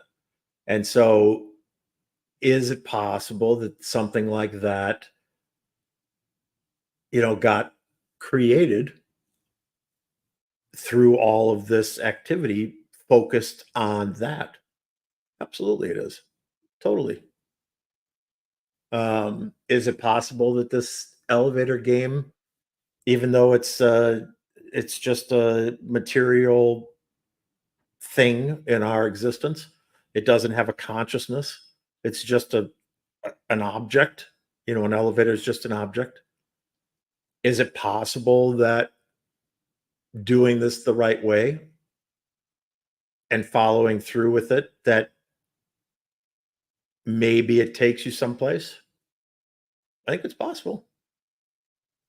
You know, there are doorways and pathways to other places. We already know that, right? We talked about it. We talk about it a lot, on the air, off the air, whatever, right? Skinwalker Ranch, to me, they're finally figuring out what is going on there. Above the triangle, I think there's a traversable wormhole. And I think that there's something going on with the Mesa where whatever these entities are, whatever these things are, they are able to vibrate at a different frequency than we understand. So that something to us that's solid material like a rock mesa, to them, that's not what it is. And they're able to traverse right through it because they're in a different vibrational level than we are. And so how they are seeing things and how we see things are two different things. Um, so do I think that something like this could create a portal that possibly could take you to some sort of place, some sort of alternative universe, open up a door into a different realm, a parallel realm? Do I think it's possible? Yes. And so when I say don't go out and do this, I'm saying that because I think it's really a possibility. And unless you're ready for, unless you're signing off here in our world and you're just ready for an experience and you don't care about the ramifications and you're not afraid of what could be on the other side, and that's what you want to go get, and that's really where you want to be, then go for it. I'll be the first one there backing you up because I don't think there's anything wrong with that. We all have the ability to be who we want to be and what we want to be, and we can do whatever we want to, and that is what God gave us as free will. And so if that's what you want to do, is you really want to go explore and try to find a path to some other dimension, and then are willing to just accept it for what it is when you get there, hey man, I'll be right there with you. We'll take a Polaroid together before you get on the thing, and I'll shake your hand, and when you don't come back out of the elevator and you're not there anymore, I'll be here to tell your story. You know? How gracious of you, Dave. Well, I'm not going to try to keep somebody from doing something that they want to do, you know, as long as you've thought it through. And I'm not talking about a child. I'm not talking about a teenager. I'm talking about somebody who has some life experience and and whatever, and just is really interested in going and exploring something else. Um, it's the same thing with alien abduction. Do I think alien abduction is real? Absolutely, I do. You know, and if people who are repeat abductees find some sort of comfort in that because somehow they've been biologically manipulated by their contact with this other race, that they no longer feel comfortable in their own skin here, and they only feel good now after multiple abductions when they're there, then by all means go there. Go. It's cool. Say goodbye to the people you love and go. Well, You know? I guess you gotta admit it's the best way to commit suicide without actually dying. Yeah, I mean, it's not suicide. You're not committing suicide. Well, I just You're mean just transitioning to another existence. I put suicide in quotes because you're disappearing from the world. Right. Right. So you would cease to exist here, but you would Mhm. continue to exist someplace else. Yeah. This entire story just reeks. And as soon as I read like the red cross that like reflects in the distance or whatever, I'm like, this sounds exactly like Silent Hill. Yeah, there was that scene in Silent Hill that had that. And so, and the whole like there's just nobody around and it's dark and it's creepy and it's Right. sterile. And I'm just like, yeah, this just I have no doubt in my mind that this was completely made up and then made real uh by the people who wanted to believe that it was true. I mean, I even read one article about it. It says they don't have any sort of stories or it's like successes or anything like that, and going only as far back as like 2011. So I mean, I don't even know if this like reaches urban legend as much as just somebody trying to make something up. Hmm. And so yeah, that I but again, I agree with you. Uh if there's anything that has been drilled into my head in the last like multiple months here or this year anyway, is that the mind can pretty much do whatever it wants. Mhm. And if you manifest it yourself, that you can do it. And so, I mean, we can already do it in our dreams. Mhm. I do it We all the can, time. yeah, we can astral project. We can go to other dimensions. Right. All we're doing is we're focusing so much as we're doing it while awake. Right. And and good for them for putting in the anecdote. Because if they just didn't, and now you're in another dimension, and they would have left it there, and they wouldn't have put the whole belief of this is how you get back, then I think we'd have a whole hell of a lot of missing people on our hands because they would make themselves go to another dimension and then they wouldn't know how to get back. And it's only Well, the I I'm think we sorry. already have a whole shitload of missing people every Well, year. well, yeah, but I mean, in an elevator, No, just in general. I'm saying, so who knows if maybe somebody successfully played the game and did, and when they came back down to the first floor, they weren't on the elevator anymore. Right? I mean, Evil did an episode, and I know we were talking about Evil a couple of weeks ago. Evil I've did an seen. episode of the elevator game, which was very similar to the fact where like you had to pay attention to the elevator that you got off of Mhm. and keep your eye on it, because if you didn't get back into that exact same elevator, you were trapped. And they went and they found the kids that had played the elevator game down in this other type of dimensional basement, for lack of a better term, in that episode. Obviously, it's a TV show, but it was well done, and it kind of gave you a visual of what I just read to you earlier at the beginning of the hour with Mhm. this game and like how to play it. It gives you a nice visual of it. So, I don't know. I don't know. As I get older, I think that would I do it? Probably not. I certainly wouldn't do it on a dare. That would not be a reason for me to do something like this. I mean, it would be because I wanted to do it and that I wasn't worried about whether I was going to be on the elevator when I came back down to the first floor or whether I would be in another dimension. I'm not ready to just arbitrarily show up in some other dimensional rift. Like, I'm just not ready. I'm just not, I just don't want to just like, hi, I'm Dave. Where am I?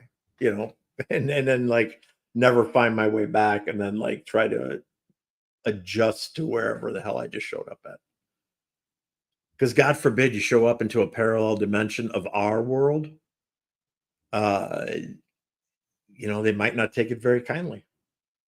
They might see you as some sort of alien being and, kill you and dissect you to figure out what makes you tick. The Men in Black Yep. show up and throw you in the back of a black van and zoom off. And next thing you know, and then you're like, well, what the hell? That was a total waste of time. It would probably be lizards in black at that point in time. Oh yeah. Well, there you go. Yeah. And Alien.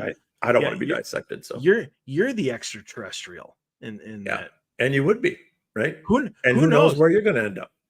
Maybe that's what Bigfoot is. Maybe Bigfoot is just a species from his world playing the elevator game. I think that's a little bit of a reach, but okay. Really? It's a reach for the fact that Bigfoot's playing the elephant game, or elevator game, but we can play the elevator game, and that's perfectly fine. And that's not a stretch? No? Okay. Having some indigestion problems? No. Like, why are you talking? No, I'm just no. No, all right. Fine. So you throw that theory out, but everything else is perfectly acceptable. No. I didn't say throw it out. I just said I don't agree with it. Totally acceptable for you to throw it out there. I just don't see that as being the same as us doing it. Well, I'm sure in their world it's not an elevator. It's probably like a tree fort or something. Well, here's the thing, right? So Bigfoot has the ability to dimensionally kind of open rifts and appear and disappear as it wants to. Yeah. I don't know if we play the elevator game. If you and I were to get on an elevator and play the elevator game and actually got sent to some dimensional rift to another time or another location, that we could show up and then just bug out whenever we wanted to by opening up another rift. I don't know that we have that capability of doing that. You know what I'm saying? So I think that when we got to wherever we would be going, we would be stuck there. Probably. And I'm not interested in being stuck somewhere. Well, I mean, because that's the difference between us and Bigfoot. Bigfoot and Sasquatch know what they're doing, so they can come and go as they please. Right. We're doing all this because we're stupid and bored, right, and don't know what we're doing at all. Right. So yes, we would get stuck. Yeah, we would get stuck. Yes. Yeah. And and I wonder if I am correct, and this is all in your mind is the one creating it, it's your belief. What happens if you get in the elevator and you start being like, oh man, I hope this works? Or you start doubting the fact of, doing it properly. Are you able to get out then if you don't fully believe it anymore? Or if you start to doubt it?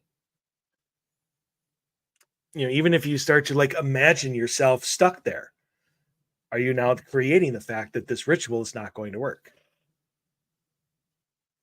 Well, in that aspect, I would say yes. Right? Because if you go into it, if you go to play the elevator game and you go into it as 100% fully vested in the fact that this game, that this sequence of events is going to take you to someplace else. And then as you're playing it, you waver. As you're getting near the end, you waver because things are going right and everything's happening as it should. And you're no longer as brave as you thought you were. And you start to get scared about the fact that it might actually work. Do I think that would break The ability to take you? Yeah, I think so. I don't think you'd be able to do it anymore, you know? And I don't know at that point, honestly, maybe you'd never be able to do it at that point. Maybe that one moment of weakness where you got scared, maybe no matter how many times you went back, maybe you'd already set the pattern or the imprint that you're not capable of making the transition, so the door's not going to open for you. Pretty much. And then That's you why I walk. mean, like, if somebody's going to do it, you have to be vested in it. Like, you really have to be vested and say, you know what, I'm not afraid of what's going to happen. Very true. And I think that's probably why some people probably try to play the elevator game and it fails. Yeah, and they freak themselves out, and the game it just whatever's supposed to happen just doesn't happen, right? Is that the same with a Ouija board? I don't know. I mean, could we make a correlation to that? Maybe, right? If you're really, if you sit down and really want to experience something using a Ouija board, and you're with a couple of other people who are fully vested in making contact with whatever, and they're not afraid of whatever it is, they're just willing to accept whatever happens. And they really believe that. Do I think you can make contact with something using a Ouija board? Absolutely, you can. Absolutely. Absolutely. No doubt in my mind. When you start using Ouija board and you feel like you're 100% confident, and then things start to happen, and you think it's your friends moving the planchette, and your friends think it's you, and then you all come to the self-realization about the same time that it's not the other people moving it, it's actually moving, and you freak out and you run and scream and leave the room, then I don't think you're making contact at that point, right? I think that there's the potential there because you left the door open. That now this door can stay open. This dimensional tear that you created could stay open, and something could potentially come through. But I don't think that then you become haunted. I mean, that becomes a whole nother story and a whole other episode. But then you could have an attachment and you could become haunted and all that other fun stuff. But I mean, turning it back to, like, if somebody's really invested, do I think that you could make contact with other things? Absolutely. Do I think it's dangerous? Absolutely. But if you're fully invested in it and you want to do it, okay. Just document the hell out of it so we can all use it as a learning tool, man. So that we can all, like, try to experience what it is you experienced without being there. Have I all would the equipment you possibly can going, you know. Here's another thing that just like popped in my head now. And it's um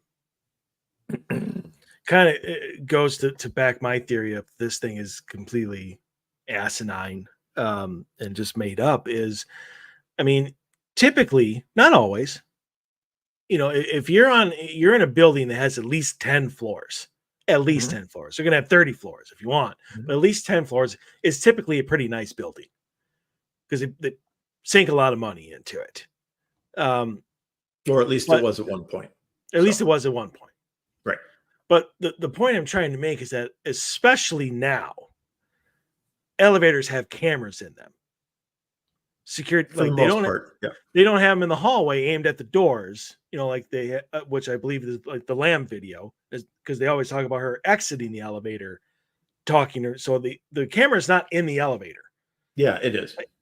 it is in the elevator. Yeah, it's in the elevator because it's always the back of her head as she's looking out and then talk. You can see her when she's got her head turned to the left, you can see her talking to somebody on, like, the fifth floor.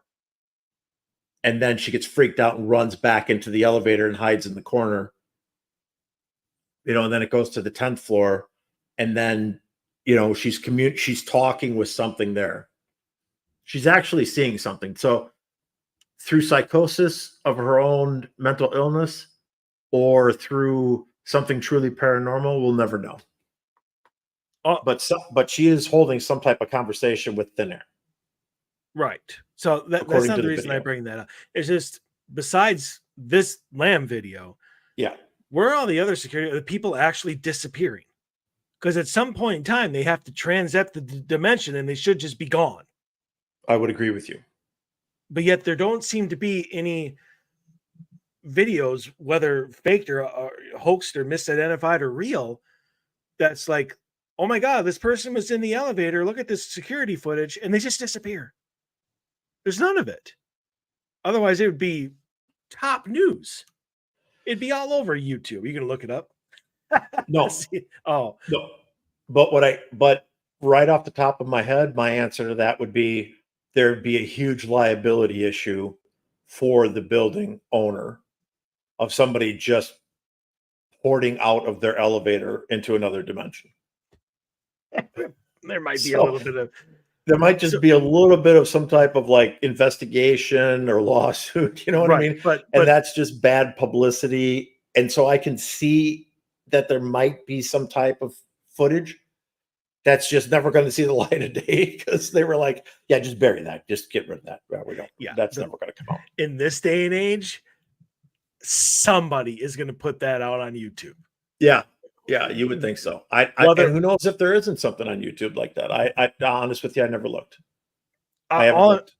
You know, with how much you and I run in the paranormal world, and I mean, freaking three-fourths of my friends on Facebook are paranormal people I've never met in my life. Right. And these people post videos all the time. Somebody is going to find, if there is one, a video of somebody just disappearing in an elevator. And that, as far as I'm aware, and if I'm wrong, I'm wrong. But I have not seen a single video of that yet. Not even Miss Lam. As far as I know, she didn't just disappear in the elevator. No, she did not. She walked out of it, correct? Yes. As far as I know, she walked out of it on her own accord. Yes. Right. So even she did not just like vanish into another dimension. And supposedly that is supposed to happen. The doors are going to open and you're in another dimension. Now you walk out and you're in another dimension, and it doesn't happen until you're like out of camera view. But It's a possibility. it's a possibility. Well, it's a possibility that you would exit the elevator and that, like it said, realize take a look around and make sure that it's what you recognize and that things don't seem to be off. Well, that's if you're trying to come back into our world, right? That you don't re-exit, right? After the fact. But I don't know. I just think that if you're trying to transfer dimensions in an elevator, that you would probably just disappear, or there'd be I would agree with you. I think that you would just basically, one minute you'd be there and the next minute you wouldn't. I mean, if you were going to write this for TV, like not an episode of Evil or anything, but you're going to watch for like the X-Files or something like that, like it would be Mulder and Scully looking at footage, and all of a sudden the security camera would phase in and out, like there'd be an energy surge, it would go all staticky, and then it would come back and the person would be gone. Right. I would think that's how it would happen. And I certainly think because you're opening some sort of rift that we don't understand, there certainly would be some type of energy, massive energy explosion type of thing that would screw with our technology that we utilize today. Yeah. So. Well, Dave, with 10 minutes left. So don't play the game. No, don't play the game. It doesn't work when you're trying to go against Triple H because he always wins. Mm-hmm. So even though he says it's time to play the game, it's not time to play the game. Not time to play the game. And honestly, you could make up your own stinking story. I mean, it could be the tree branch game. And every tree branch that you climb, it takes you to another dimension. I mean, you can do it to anything and use anything. Well, look at you. You just tried you've been trying to do it. And Kiss the Dash. And it hasn't, yellow lights. It hasn't been working Fisto still is not giving me what I want, and I'm continually. I even told Amy and Nicole in the car because we ran through a yellow, or not. Yeah, we ran through a yellow house because we ran through a red light, ran through a yellow light, and praise be to Fisto, and they're like, "What?" And I told them all about it, and then I was like, and Amy thought that it was hilarious, and I'm like, "So you're gonna do it now, right?" She's like, "Nope." I'm like, Good move, Amy. but Yeah, I'm not doing it either. I know. So I told them you were just like, "Nope, nope, not not gonna doing it." happen. Nope.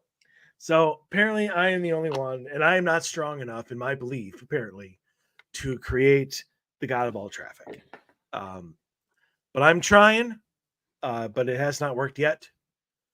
But maybe I'm doing it wrong. See, I'm using our show, and that's the only thing that I'm doing. What I need to do is create a video Put it on of YouTube. going through a yellow light, slapping the dashboard, talking about Fisto, and then maybe throw in like a porn scene or something like that to show what you get, and everybody be all over that. Well, you got to put that on TikTok.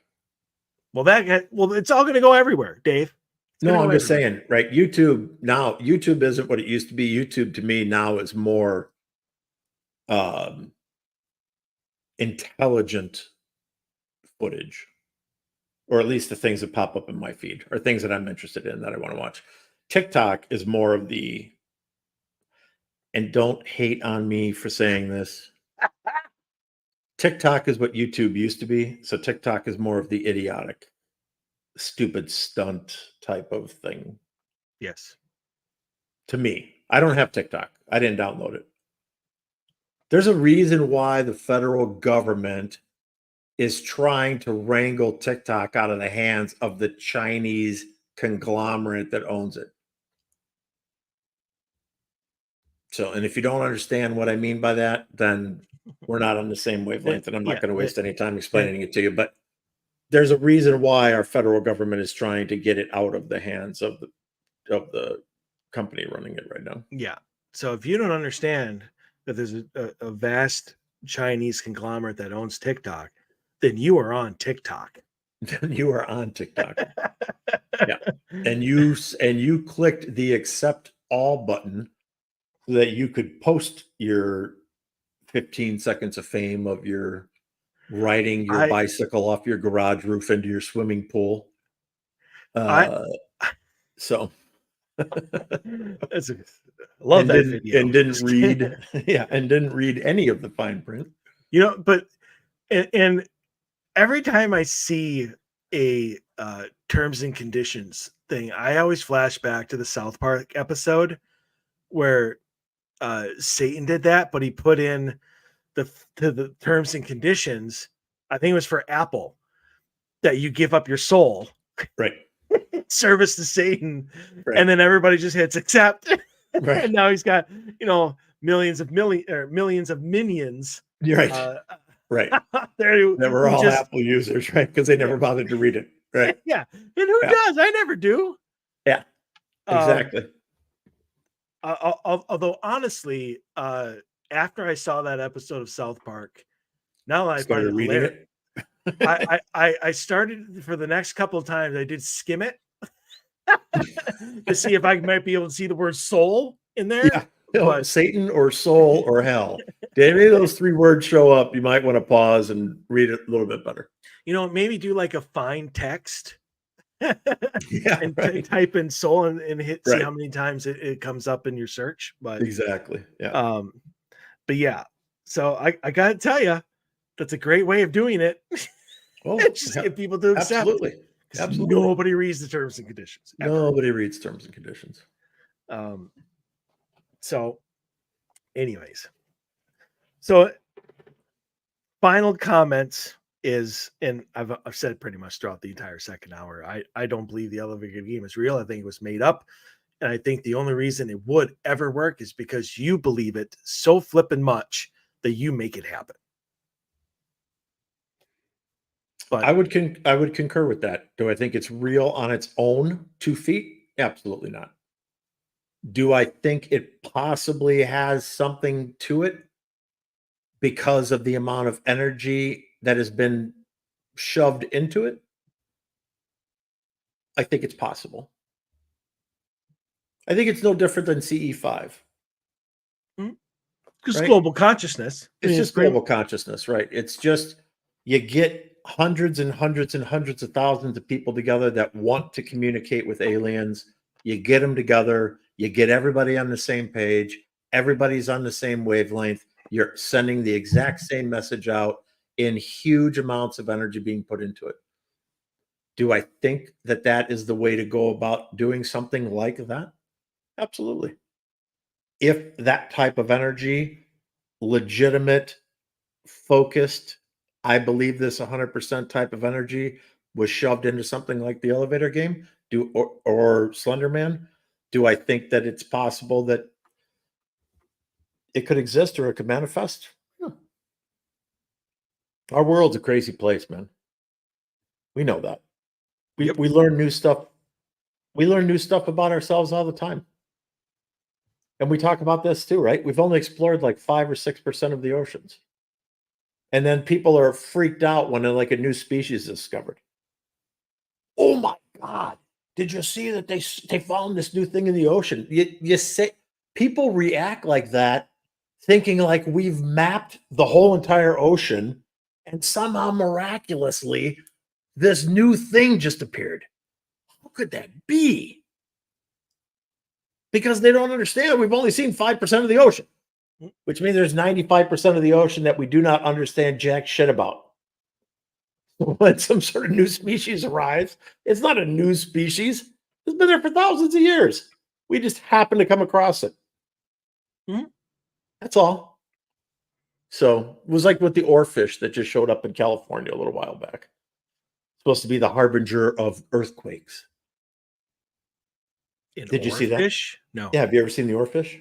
No. Really cool looking deep water fish. It's like 30 Re- feet long, swims this way, so it's vertical its whole life.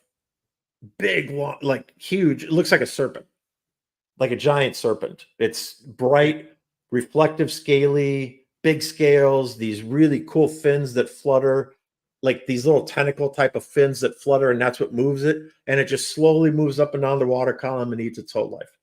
30, 40 feet long. One of them just surfaced, and they only surface out of deep water when they're dying. And one of them just surfaced out in California, and there happened to be a group of like divers that were in that location when this oarfish came up. And they were like, "Oh my God." And they're like swimming with it, taking pictures. And it's totally cool because, some people have never seen one before. People are like, "Oh my God, it's from outer space. This is some sort of creature. Where did this come from?" Fish has been here longer than probably mankind has been on the planet Earth as we know it today. It's just that we just don't understand everything that's around us in our world. And so when we see stuff like that that's strange, everybody freaks out. Now, Er, then they want to call it the harbinger of earthquakes. So the only time that they surface is when there's some sort of eruption in the tectonic plates. They're going to cause a major quake, and now they're saying that there's going to be a major quake in California because this fish showed up. That is a urban legend in the making. Everybody needs an explanation about everything, Exactly. even if it makes zero sense. The Like the fish elevator. is passing away. He just happened to come up to the surface. Yes. Pretty much So, simple. Close, open, and closed. case is open and closed. All right. Well, that does it for this episode. We will not be back next week. I mean, Dave won't. I don't know if I'm going to do a show or not. Depends on my mood. If I'm tired. Yeah. It's Labor But Day weekend. it's Labor Day weekend. So, whether we're back next week or not, in 2 weeks, Dave and I will be back with another brand new episode. And possibly a very special guest. Ooh, I like that. You'll have to tell me Yeah. because I don't know what the hell you're talking about. Yeah, Kathy. She'll be back from her retreat from Mount Shasta. Yes. Okay. So I'm going to talk like to her it. and see if she wants to come on in a couple weekend. So All right. I'm very interested to see how her retreat went and if she experienced anything cool. I agree. I am too. So anyway, that does it for Dave and I. We'll see you next time. Stay healthy, stay safe. We want to see you back here. Everyone, have a good night.